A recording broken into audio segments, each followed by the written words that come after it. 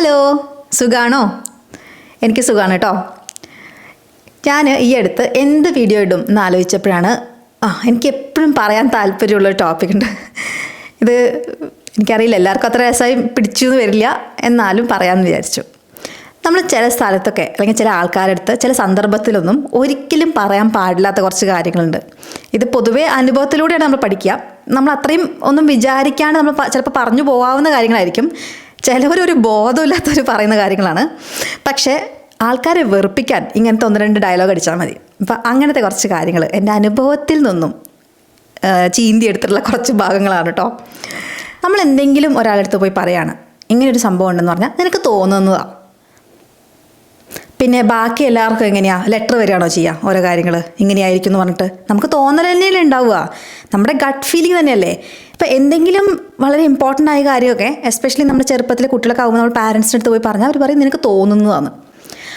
അങ്ങനെ കുട്ടികളായിരിക്കുമ്പോൾ പറഞ്ഞാലുള്ള പ്രശ്നം എന്ന് പറയുമോ, നമ്മൾ നമ്മുടെ ഗട്ട് ഫീലിംഗ് വിശ്വസിച്ച് വേണം മുന്നോട്ട് പോകാൻ. നമ്മളെ പ്രൊട്ടക്റ്റ് ചെയ്യേണ്ടത് നമ്മുടെ ഗട്ട് ഫീലിംഗാണ്. അത് നിനക്ക് തോന്നുന്നതാണ് എന്ന് വെച്ചാൽ അത് ശരിയല്ല എന്നാണ് അവർ ഉദ്ദേശിക്കണേ. അപ്പം നമ്മൾ നമ്മുടെ ഫീലിങ്സ് ഒന്നും ശരിയല്ല, നമുക്ക് തോന്നുന്നതൊന്നും ശരിയല്ല എന്നൊരു ഫീലിംഗിലേക്ക് വരും. അപ്പം നമ്മളെ എളുപ്പം മാനിപ്പുലേറ്റ് ചെയ്യാൻ പറ്റും അല്ലേ. അത് നിനക്ക് തോന്നുന്നതെന്ന് വെച്ചാൽ നമ്മൾ വിചാരിക്കുന്ന തെറ്റാം. അപ്പോൾ നമുക്ക് നമ്മുടെ ഫീലിങ്സിനൊന്നും ട്രസ്റ്റ് ചെയ്യാൻ പറ്റില്ല. അപ്പോൾ വേറെ ആരെങ്കിലോട് നമ്മൾ എപ്പോഴും ചോദിക്കണം, എനിക്ക് ഇങ്ങനെ തോന്നുന്നു, ഇത് ശരിയാണോ, എനിക്ക് ഇങ്ങനെ തോന്നുന്നു, ഇത് ശരിയാണോ. പൊതുവേ നമുക്ക് തോന്നുന്ന ഫീലിങ്സ് നമ്മുടെ ചുറ്റുമുള്ള പല കാര്യങ്ങളും അനുസരിച്ചാണ്. അത് നമുക്ക് ഇന്നൊരു കാര്യം ഒന്ന് പോയിന്റ് ചെയ്യാൻ പറ്റില്ല. കാരണം എല്ലാ കാര്യങ്ങൾ കണ്ടിട്ടും കേട്ടിട്ടും അനുഭവിച്ചിട്ടും ചെറിയ ചെറിയ ഹിൻസ് വെച്ചിട്ട് നമ്മുടെ മനസ്സിന് മനസ്സിലാവുന്ന കാര്യങ്ങളാണ് അല്ലേ. അതുകൊണ്ടാണ് നമുക്കൊരു കാര്യം ഇപ്പോൾ ഒരാൾ പറയുന്ന ടോൺ ചെറിയൊരു വ്യത്യാസം, അപ്പോൾ ചെറിയൊരു നോട്ട് അയാൾ നോക്കി, അതിനൊക്കെ നമുക്ക് പലതും പഠിച്ചെടുക്കാനുണ്ടാവും. അങ്ങനെയൊക്കെ നമുക്ക് തോന്നുന്ന കാര്യങ്ങളായിരിക്കും. പക്ഷെ അതൊക്കെ ഇങ്ങനെ അത് നിനക്ക് തോന്നുന്നതെന്ന് പറഞ്ഞിട്ട് ഡിസ്മിസ് ചെയ്യുമ്പോൾ നമ്മളെ തന്നെ ഡൗട്ട് ചെയ്യാൻ തുടങ്ങും. അങ്ങനെ ഒരു പ്രശ്നം എനിക്കുണ്ടായിരുന്നു. ഞാൻ വിചാരിക്കുന്നതല്ല, എല്ലാവരോടെങ്കിലും ചോദിക്കണം ഇതെന്താ ഇത് എനിക്കിങ്ങനെ തോന്നുന്നത്. അപ്പോൾ അവർ അവരുടേതായ ഒരു വേർഷൻ പറഞ്ഞുതരും.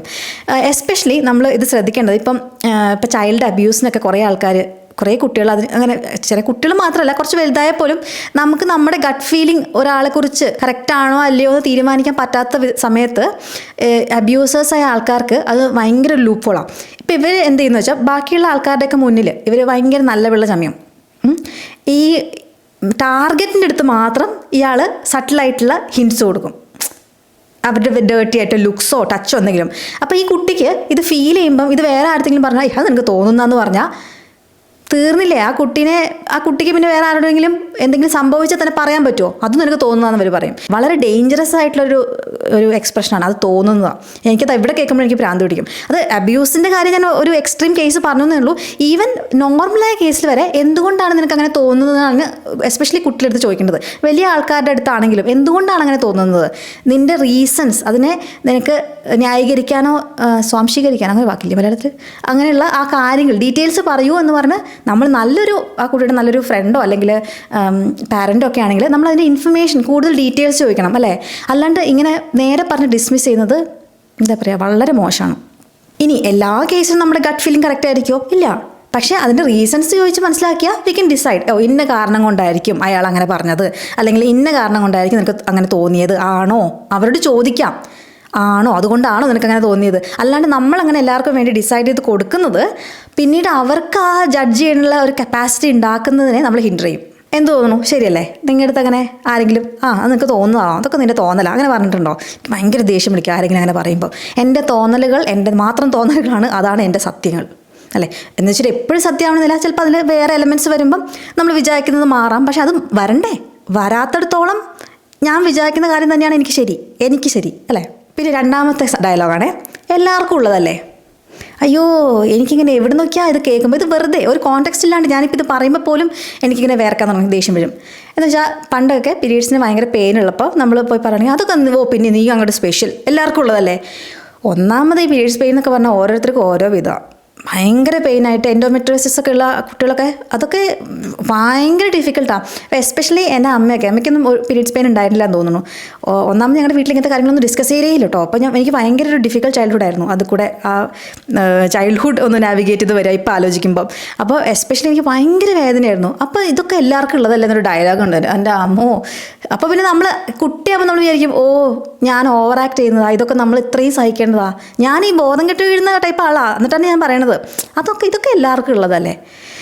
എല്ലാവർക്കും ഉള്ളത് എന്താ, ഇപ്പോൾ ലോകത്ത് ഒട്ടുമിക്ക എല്ലാ കാര്യങ്ങളും എല്ലാവർക്കും ഉള്ളത് തന്നെയാണ് അല്ലേ. എന്ന് വെച്ചാലും അതിൻ്റെ ഡിഫിക്കൽട്ടി വരുമ്പോൾ ഒരു ആക്സിഡൻറ്റ് പറ്റി, അത് എല്ലാവർക്കും വരുന്ന ആക്സിഡൻറ്റ്സ് അല്ലേ. റോഡിൽ കൂടെ പോകുന്ന മിക്കവർക്കും ഇപ്പോൾ ആക്സിഡൻറ്റ് ഉണ്ട് എന്ന് വെച്ചാൽ ആക്സിഡൻറ്റ് പറ്റുന്നത് ഒരു വലിയ സംഭവമല്ലേ. അതൊക്കെ ഡിസ്മിസ് ചെയ്യുക. എനിക്കങ്ങനെ ഭയങ്കര ദേഷ്യം പിടിക്കുന്ന കാര്യം. അതുകൊണ്ട് ഞാൻ ഇത് പറയണത് എന്താണെന്ന് വെച്ചാൽ അറ്റ്ലീസ്റ്റ് പാരൻസൊക്കെ എൻ്റെ ഇത് കാണുന്നുണ്ടെങ്കിൽ പലപ്പോഴും നമ്മൾ ഒരു ഫ്ലോയിലങ്ങ് പറഞ്ഞു പോകുന്ന കാര്യങ്ങളായിരിക്കും ഇതൊക്കെ. അതൊക്കെ എല്ലാവർക്കും ഉള്ളതല്ലേ. അല്ലെങ്കിൽ നമ്മളധികം ചിന്തിക്കില്ല. പക്ഷേ അത് കേൾക്കുന്ന ആ പ്രോബ്ലം അനുഭവിക്കുന്ന ഒരു മനുഷ്യന് ഇങ്ങനത്തെ ചെറിയ ചെറിയ ഡയലോഗ്സ് വരെ നമുക്ക് ഭയങ്കര ഹേർട്ട്ഫുൾ ആയിരിക്കും. അല്ലെങ്കിൽ നമുക്ക് പിന്നീട് അങ്ങോട്ടൊന്നും ഇയാളത്ത് പറയണ്ട, that person won't understand us, അങ്ങനത്തെ ഒരു ഫീലിംഗ് നമ്മുടെ ഉള്ളിലുണ്ടാവും. അതുകൊണ്ട് ഇത്തിരിയെങ്കിലും മറ്റാളോട് ഒരു കൺസിഡറേഷൻ ഉണ്ടെങ്കിൽ, നിങ്ങൾക്ക് അവർ വിഷമിക്കേണ്ട, അവരെ സഹായിക്കണം എന്നല്ല ആഗ്രഹം ഉണ്ടെങ്കിൽ ഇങ്ങനത്തെ ഡയലോഗ്സ് ഒഴിവാക്കുന്ന നന്നായിരിക്കും. നമ്മൾ തന്നെ അറിയാണ്ട് ചിലപ്പോൾ പറഞ്ഞു പോകാൻ ചാൻസ് ഉണ്ട്. പക്ഷേ വളരെ കോൺഷ്യസ് ആയിട്ട് നമ്മുടെ നിഘണ്ടുവിൽ നിന്നും, വൊക്കാബുലറി നിഘണ്ടുവിൽ നിന്നും ഒഴിവാക്കേണ്ട ഡയലോഗ്സാണ് ഇതൊക്കെ. ഇനി വേറൊരു സംഭവം, ഇത്രയല്ലേ ഉള്ളൂ. എനിക്കാണെങ്കിലോ വണ്ണപ്പ് ഇത് പറയാം. എന്തെങ്കിലും നമ്മുടെ ഒരു വിഷമം പറഞ്ഞാൽ ഇത്രയല്ലേ ഉള്ളൂ. ഇത് അങ്ങനത്തെ ആൾക്കാരെ ഞാനിപ്പോൾ എൻ്റെ ലൈഫിലേ വെക്കാറില്ല. കാരണം എസ്പെഷ്യലി ചെറിയ കുട്ടികളുടെ കേസിൽ ചെന്ന് കണ്ടിരിക്കണേ. ചെറിയ കുട്ടികൾക്ക് അവർക്ക് ചെറിയ ചെറിയ വിഷമങ്ങളായിരിക്കും. നമ്മൾ നോക്കുമ്പോൾ അവർക്ക് ചെറിയ ചെറിയ വിഷമമായിരിക്കും. അപ്പോൾ നമ്മൾ മിക്കവാറും അതിനെ ഡിസ്മിസ് ചെയ്യുക, അല്ലെങ്കിൽ ഇതല്ലേ ഉള്ളൂ എന്നൊക്കെ പറയും. പക്ഷെ അത് വളരെ മോശമെന്ന് എനിക്ക് തോന്നുന്നത്. കാരണം ഓരോ ഏജിലും നമുക്ക് അപ്പം ഉണ്ടാകുന്ന വിഷമങ്ങൾ വലിയ വിഷമങ്ങൾ തന്നെയാണ്. ഒരു ചെറിയ കുട്ടിയുടെ ഒരു കളിപ്പാട്ടത്തിൻ്റെ ഒരു കാല് പൊട്ടിപ്പോവേ, ടയർ പൊട്ടിപ്പോവോ എന്തെങ്കിലുമൊക്കെ ചെയ്തിട്ടുണ്ടെങ്കിൽ നമുക്ക് ഇപ്പോൾ നമ്മൾ ഉപയോഗിക്കുന്ന ഒരു സാധനത്തിന് എന്തെങ്കിലും ഒരു സാധനം തെറിച്ച് പോയി പൊട്ടിപ്പോയിട്ടുണ്ടെങ്കിൽ നമുക്ക് എത്ര വിഷമം ഉണ്ടാവും. അതേ വിഷമം അവർക്കും ഉണ്ടാവും. പക്ഷെ നമ്മൾ ഇത്രയും വലുതായിട്ടുള്ള അവസ്ഥയിൽ നമ്മൾ ആലോചിക്കുക, നമുക്കിപ്പോൾ ഒരു കാറിൻ്റെ ടയർ ലൂസായി പോയി നമുക്ക് എന്ത് വിഷമം ഉണ്ടാവാനാ എന്ന് നമ്മൾ ആലോചിക്കണേ. നമ്മൾ അവരുടെ സ്ഥാനത്ത് തീരെ എംപത്തറ്റിക് അല്ലാണ്ട് പറയുന്ന ഡയലോഗുകളാണ് ഇത് കുട്ടികളുടെ കേസിൽ. ഇനി വലിയ ആൾക്കാർ ഇത് പറയും. ഇപ്പം നമ്മൾ കൈ ഒന്ന് പൊള്ളി കുക്കറിൽ വെച്ചിട്ട്, അപ്പം നമ്മൾ ചെയ്ത് കൈ പൊള്ളിയില്ലോ എന്ന് പറയുമ്പോൾ ഇത്രയല്ലേ ഉള്ളൂ. ഞാനന്ന് വാക്സിൻ ചെയ്തപ്പോൾ എൻ്റെ കാല് മുഴുവൻ അങ്ങോട്ട് പൊള്ളിപ്പോയി, നിൻ്റെ കയ്യിൽ ഇത്രയല്ലേ പൊള്ളുള്ളൂ. എന്തിനാണ് ഞാൻ കമ്പയർ ചെയ്യുന്നത്? നമുക്ക് ഒരാളോട് ജെന്യുവൻലി ഇഷ്ടമുണ്ടെങ്കിൽ നമ്മൾ പറയാം, അയ്യോ പൊള്ളിയില്ലേ, എന്താ ഇപ്പം ചെയ്യുക, കുറച്ച് തണുത്ത വെള്ളം അങ്ങനെയാണ് കേട്ടിട്ടില്ല, അത് ചെയ്താലോ. അങ്ങനെ നമ്മൾ എന്തെങ്കിലും ഉപകാരപ്പെട്ട കാര്യങ്ങൾ പറഞ്ഞു കൊടുക്കുക അല്ലേ. അല്ലെങ്കിൽ ഒന്ന് ഗൂഗിൾ ചെയ്ത് നോക്കുക, എന്താ ചെയ്യേണ്ട, പൊള്ളിയാൽ നമുക്ക് പെട്ടെന്ന് ചെയ്യേണ്ട മെഷേഴ്സ് എന്തൊക്കെയാണ്, അന്ന് ഗൂഗിൾ ചെയ്ത് ഹെൽപ്പ് ചെയ്യാം. അല്ലാണ്ട് നമ്മൾ ഈ മാതിരി നമുക്ക് ഇതിനേക്കാളും ആനയായ കാര്യം സംഭവിച്ചിട്ടുണ്ടെന്ന് പറയുന്നത്, ഇതും ഓട്ടോമാറ്റിക്കലി പറഞ്ഞു പോകുന്നത് ഞാൻ കണ്ടിട്ടുണ്ട്. അങ്ങനെ ഉദ്ദേശിക്കില്ല, പക്ഷെ പറഞ്ഞു വരുമ്പോൾ ഇത് തന്നെയാവും. അതും നമ്മൾ എസ്പെഷ്യലി ശ്രദ്ധിക്കണം. പിന്നെ ഈ അടുത്ത് സംഭവിച്ച ഒരു കാര്യമാണ്, ഞാൻ സെക്ഷൻ സർജറി കഴിഞ്ഞ് കിടക്കുന്ന സമയത്ത്, അധികമായിട്ടില്ല, സർജറി കഴിഞ്ഞിട്ട് മണിക്കൂറുകളായിട്ടുള്ളൂ. അപ്പോൾ എനിക്കൊരു കോൾ വന്നു. എൻ്റെ ഒരു അടുത്ത റിലേറ്റീവിൻ്റെ എൻ്റെ അടുത്ത് ചോദിക്കുകയാണേ, സുഖമല്ലേ എന്ന്. എന്താ പറയുക, അതെ, സുഖിക്കാൻ വേണ്ടിയാണല്ലോ ഞാൻ ഹോസ്പിറ്റലിൽ സർജറി കഴിഞ്ഞ് സുഖവാസ കേന്ദ്രത്തിൽ വന്ന പോലെയാണ് സംസാരിക്കുന്നത്. ഒരു വാക്കേ ഉള്ളൂ. ഒരാളോട് നമ്മൾ വിളിക്കുമ്പം ശരി സുഖമാണോ എന്ന് ചോദിക്കും, സുഖമാണോ എന്ന് ചോദിക്കുന്നു, സുഖമല്ലേ എന്ന് ചോദിക്കുന്നത് തമ്മിൽ വ്യത്യാസമുണ്ട്. ഫസ്റ്റ് ഓഫ് ഓൾ സുഖത്തിൻ്റെ കാര്യം പോട്ടെ, വേദനയുണ്ടോ എന്ന് ചോദിക്കുന്നതായിരിക്കും കുറച്ചുകൂടെ നല്ലത്. വളരെയധികം വേദനയുണ്ടോ, നമുക്ക് ആക്ച്വലി ഒന്നും മിണ്ടാതിരിക്കുന്നതായിരിക്കും ഏറ്റവും വലുതെന്ന് എനിക്ക് തോന്നുന്നു. കാരണം എന്ത് മനസ്സിലാക്കാൻ പറ്റും വേറെ ആളുടെ അവസ്ഥ എന്തായിരിക്കുന്നത് വെച്ചാൽ, എസ്പെഷ്യലി നമ്മൾ ഒരു എന്താ പറയുക, ഒരു ചെക്കപ്പിന് വേണ്ടി വന്നിട്ട് അതിൻ്റെ ഇടയിൽ ബേബിയുടെ ഹാർട്ട് റേറ്റ് കുറഞ്ഞിട്ട് നമ്മളൊരു സർജറിക്കൊക്കെ മൂവ് ചെയ്യുമ്പം നമ്മൾ ഒട്ടും എക്സ്പെക്ട് ചെയ്യുന്നൊരു സിറ്റുവേഷൻ അല്ലത് അല്ലേ. ആ സമയത്ത് സുഖമല്ലേ എന്നുള്ള ഡയലോഗ് എങ്ങനെയിരിക്കും? നമ്മൾ ഒരാളെ വിളിച്ച് നമ്മൾ നോർമലി സംസാരിക്കുന്ന സുഖമല്ലേ എന്ന് ചോദിക്കുന്ന പോലെയാണ് ചോദിക്കുന്നത്. ചില കാര്യങ്ങൾ നമ്മൾ ഒരു വകതിരിവ് വേണം, എന്ത് ചോദിക്കണം എന്ത് ചോദിക്കാൻ പാടില്ല, എസ്പെഷ്യലി ഹോസ്പിറ്റൽ കേസസ്. അടുത്തത് ക്ലാസിക് കാര്യമാണ് സോറി പറയുന്നത്. എനിക്ക് ഈ വാക്കുകൾ നമ്മൾ ഉപയോഗിക്കുന്നത് വളരെ ശ്രദ്ധിച്ച് പറയണമെന്ന് ഞാൻ ഭയങ്കര ചാടി പിടിക്കുന്ന ഒരാളാണ്. ഇതിൻ്റെ പേരിൽ ഞാൻ കുറേ എൻ്റെ ഫ്രണ്ട്സുമായിട്ടൊക്കെ കുറേ ഇങ്ങനെ നീണ്ട കോൺവെർസേഷൻസ് ഉണ്ടാവാറുണ്ട്. എന്ന് വെച്ചാൽ ഇപ്പോൾ ഒരാൾ സോറി പറഞ്ഞു, ചിലപ്പോൾ നമ്മൾ സോറി അങ്ങോട്ട് ചെയ്തതിനെ ക്ഷമിക്കണം എന്നുള്ള രീതിയിൽ, അല്ലെങ്കിൽ പറഞ്ഞത് തെറ്റായിപ്പോയി ക്ഷമിക്കണം എന്ന് പറയുന്ന സോറി ആവില്ല. അത് നിനക്ക് വിഷമമായിട്ടുണ്ടെങ്കിൽ സോറി, അപ്പോൾ ഇത്രയും കാണിച്ചു വെച്ചതിനൊന്നും സോറി ഇല്ല അല്ലേ. അത് കാരണം എനിക്ക് വിഷമമായിട്ടുണ്ടെങ്കിൽ മാത്രം സോറി. അതൊന്നും ഒരു സോറി ആയിട്ട് ഇനി കണക്കാക്കില്ല, അതൊക്കെ അഹങ്കാരമായിട്ടേ കണക്കാക്കുള്ളൂ. സോറി പറയണേ, ഞാൻ ഇത്രയും കാണിച്ചു, അത് കാരണം നിനക്ക് വിഷമമായി, ഞാനത് ഒരിക്കലും ചെയ്യാൻ പാടില്ലായിരുന്നു, ഐ എം റിയലി സോറി എന്ന് തന്നെ വേണം സോറി പറയാൻ. അല്ലാതെ സോറി പറയുന്നത് ഒരു കള്ളന്മാരാണ്. അവർ സോറി അല്ല പറയുന്നത്, അവർ ഒരു ഇൻസൾട്ടാണത്. അങ്ങനെ തോന്നിയിട്ടുണ്ടോ? പക്ഷേ ഞാനത് എൻ്റെ ഫ്രണ്ട്സിൻ്റെ അടുത്ത് പറയുമ്പോൾ അവർ പറയണത് അവരങ്ങനെയൊന്നും ഉദ്ദേശിച്ചില്ല, അത് അങ്ങനെ സോറി തന്നെയാണ് അവർ ഉദ്ദേശിച്ചത്, അങ്ങനെ പറയും. എന്തോ എനിക്ക് അങ്ങനത്തെ സോറികൾ അങ്ങനെ ഒരിക്കലും ആക്സെപ്റ്റ് ചെയ്യാൻ പറ്റില്ല. എസ്പെഷ്യലി നമ്മൾ വിഷമിച്ചിരിക്കുമ്പം ആ വിഷമത്തിൽ നമ്മളെ ഒന്ന് ഹെൽപ്പ് ചെയ്യേണ്ട രീതിയിലല്ലേ പറയേണ്ടത്. അപ്പോൾ നിങ്ങൾ ശരിക്കും സോറി എന്തിനാണ് പറയണത്? ഞാനിപ്പോൾ ഈ ഇത്രയും പ്രശ്നങ്ങൾ എനിക്കുണ്ടായി നിങ്ങൾ കാരണം, അതിൽ ഞാൻ വിഷമിക്കുന്നു. അപ്പോൾ വിഷമിക്കുന്നതിന് മാത്രം നിങ്ങൾക്ക് സോറി. ഇത്രയും നിങ്ങൾ ചെയ്തു വെച്ചതിൽ സോറി ഇല്ല അല്ലേ? എന്തോ എനിക്ക് ഇങ്ങനത്തെ സോറീസ് പറയുന്ന ആൾക്കാരെയും ആ മാനസികമായിട്ട് അങ്ങനെ അകന്നു പോകും. ഇതിൻ്റെയൊക്കെ പ്രശ്നം എന്താണെന്ന് വെച്ചാൽ നമ്മൾ റെഗുലറായി പറഞ്ഞ് ശീലിച്ച് നമ്മൾ മീൻ ചെയ്യാണ്ട് ഓട്ടോ പൈലറ്റിൽ കയറി ഓട്ടോ കറക്റ്റൊക്കെ ചെയ്തു പോലെ നമ്മൾ മെസ്സേജ് അയക്കണേ, അതുമാതിരി വരുന്ന ഡയലോഗ്സാണ്. പക്ഷേ ഇനി മുതൽ നമ്മൾ കുറച്ചുകൂടി കോൺഷ്യസ് ആയിട്ടുണ്ടെങ്കിൽ, എനിക്കറിയില്ല എല്ലാവരും എന്നെപ്പോലെ ഇത്രയും ചിന്തിച്ച വാക്കുകൾ എടുക്കുമെന്ന് എനിക്കറിയില്ല, പക്ഷേ എനിക്കിതൊക്കെ വളരെ ക്രിട്ടിക്കലായ കാര്യങ്ങളാണ്. ഇപ്പോൾ ഇതൊക്കെ എല്ലാവർക്കും ഉള്ളതല്ലേ, അല്ലെങ്കിൽ ഇതൊക്കെ ചിലപ്പോൾ ആശ്വസിപ്പിക്കാൻ വേണ്ടി പറയുന്നത്, അതാ രസം. അവരൊരിക്കലും മീൻ ചെയ്യില്ല, പക്ഷെ നമുക്ക് ഭയങ്കര വിഷമവും അങ്ങനെ പറയുമ്പോൾ. വേറെ ഇനി ഭയങ്കര ക്ലാസിക്കലായ കാര്യമാണ് എന്താ എന്നെ വിളിക്കാതിരുന്നത്. ഈ ഫോൺ എന്ന് പറയുന്നത് അങ്ങോട്ടും ഇങ്ങോട്ടും വിളിക്കാൻ പറ്റുന്ന സംഭവമല്ലേ, എന്താ നീ എന്നെ ഇരുന്നത്. പക്ഷേ ഇതെന്താ കാര്യം എന്ന് വെച്ചാൽ അവിടുന്ന് ഒരു വിളി വന്നിട്ടില്ല, പിന്നെ ഞാൻ ഇതിനെ വിളിക്കണേ. ഞാൻ എൻ്റെ മാത്രം എല്ലാ കാര്യങ്ങളും ഹലോ ഇങ്ങനെ സംഭവിച്ചിട്ടുണ്ട്, എനിക്ക് ഇങ്ങനെ സംഭവിച്ചിട്ടുണ്ട്, ഇന്ന ദിവസം എനിക്ക് ഇങ്ങനെ സംഭവിച്ചിട്ട് ഇങ്ങനെ പറഞ്ഞുകൊണ്ടിരിക്കണോ? അങ്ങനെയില്ലല്ലോ. ഇത് ഞാൻ പറയുന്നത് അടുത്തുള്ള റിലേറ്റീവ്സിനെ വിളിക്കുന്ന ആൾക്കാരെ കുറിച്ചല്ല. തീരെ കുറേ കാലം വലിയ ബന്ധമൊന്നും ഇല്ലെങ്കിലും നമുക്ക് റിലേഷൻഷിപ്പ് ഉണ്ടാവും.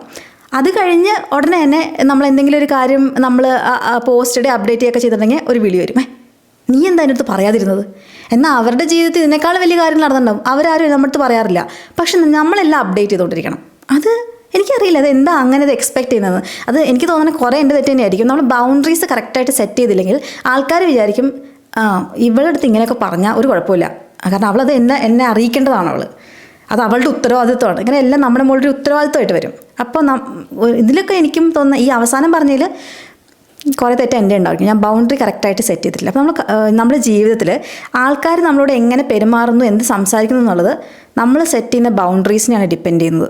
അപ്പോൾ കറക്റ്റായ ബൗണ്ടറീസ് സെറ്റ് ചെയ്യുക. ഇനി അഥവാ ബൗണ്ടറീസ് നമ്മൾ സെറ്റ് ചെയ്ത് ശരിയായില്ലെങ്കിൽ ഫെൻസൊക്കെ അഴിച്ച് മാറ്റി നമ്മൾ വേലി തിരിച്ച് കെട്ടില്ലേ, അതുമാതിരി കെട്ടിക്കോളൂ. കാരണം ഇനി നിങ്ങളുടെ ലൈഫിൽ ഇപ്പം എല്ലാം വേൾഡും വളരെ ചേഞ്ച് ആവുമല്ലേ. എസ്പെഷ്യലി പുതിയ കോൺസെപ്റ്റ്സ്, പുതിയ ജനറേഷൻ ജെൻസി ഒക്കെ വരികയാണ്, അതിനപ്പുറത്തെ ജെൻ ആൽഫയൊക്കെ വരികയാണ്. അപ്പോൾ അവരോടൊക്കെ സംസാരിക്കാനും അവരൊക്കെ കുറച്ചുകൂടെ ലോജിക്കലും പ്രാക്ടിക്കലുമാണ്. അതിൻ്റെ ഇടയിൽ നമ്മൾ സിനിമാറ്റിക് ആയിട്ടുള്ള ഡയലോഗ്സോ അല്ലെങ്കിൽ പണ്ട് മുതൽ നമ്മളിങ്ങനെയാണ് ശീലിച്ചതെന്ന് പറഞ്ഞ കാര്യങ്ങളൊന്നും പറഞ്ഞാൽ ശരിയാവില്ല. അപ്പോൾ ഇത് ഞാൻ എല്ലാവരോടും ഉപദേശിക്കാൻ വേണ്ടി പറഞ്ഞൊരു കാര്യം മാത്രമല്ല, എൻ്റെ ലൈഫിലും പറയുന്ന കാര്യങ്ങൾ മീൻ ചെയ്യണം, ആലോചിക്കണം. അത് വേറെ ആൾക്കാരെ എങ്ങനെ ഇമ്പാക്റ്റ് ചെയ്യുന്ന ആലോചിച്ച് വേണം പറയാൻ. ഇപ്പം ഈ കിട്ടിയ കുറച്ച് കാര്യങ്ങൾ ഞാൻ പറഞ്ഞില്ല, എൻ്റെ ലൈഫിൽ നിന്ന് തന്നെ ഞാൻ കണ്ടുപിടിച്ച കുറച്ച് കാര്യങ്ങളാണ്. ഇതൊക്കെ സംഭവിക്കുമ്പോൾ എനിക്ക് വിഷമാവാറുണ്ട്. പക്ഷേ ഇതല്ലാണ്ടും ഉണ്ടാവും. നിങ്ങൾക്കൊക്കെ ഭയങ്കരമായിട്ട് ദേഷ്യം വരുന്ന കുറച്ച് ഡയലോഗ്സ് ഉണ്ടെങ്കിൽ അറിയിക്കോ. നമുക്ക് എല്ലാവർക്കും ഇങ്ങനെ പഠിച്ച് കാര്യങ്ങൾ മനസ്സിലാക്കി മുന്നേറാലോ. എന്തായാലും ഉണ്ടാവും, എനിക്ക് ഉറപ്പാണ്. ആരെങ്കിലും എന്തെങ്കിലും ഒരു ടിപ്പിക്കൽ ഡയലോഗ് വരുമ്പോൾ നിങ്ങൾക്ക് ഭയങ്കര ദേഷ്യം പിടിക്കുക അല്ലെങ്കിൽ സങ്കടം വരുമോ, അങ്ങനെ എന്തെങ്കിലും ഉണ്ടെങ്കിൽ കോമെൻറ്റിൽ എഴുതി അറിയിക്കണേ. വീഡിയോ ഇഷ്ടമായോ, ടോപ്പിക് ഇഷ്ടമായോ, നിങ്ങൾക്ക് ഇനി ഞാൻ എന്തൊക്കെ വീഡിയോ ചെയ്യണ്ടേ, ഇതിനെക്കുറിച്ചൊക്കെ പറയണ്ടേ, പറഞ്ഞോളൂ, കോമെൻറ്റിൽ പറഞ്ഞോളൂ. അങ്ങനെയാണെങ്കിൽ ഞാൻ അതിനെക്കുറിച്ചൊക്കെ എൻ്റെ ടേക്ക് എന്താണ് എന്നുള്ളത് ഞാൻ വീഡിയോയിൽ ഷെയർ ചെയ്യാം.